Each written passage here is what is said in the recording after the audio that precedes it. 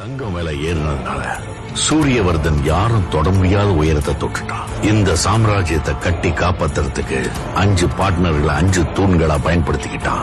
Bhargav, Rajendra Desai, Andrews.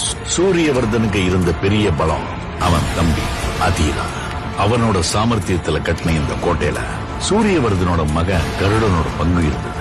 இவங்க 2 பேர் இருந்ததால KGF யாராலும் நெருங்க கூட முடியல. நான் அங்க ஏற்கனவே ஒருத்தன் தன்னோட கால் தரத்தை பதிச்சுட்டான்னு அவங்க யாருக்குமே தெரியல.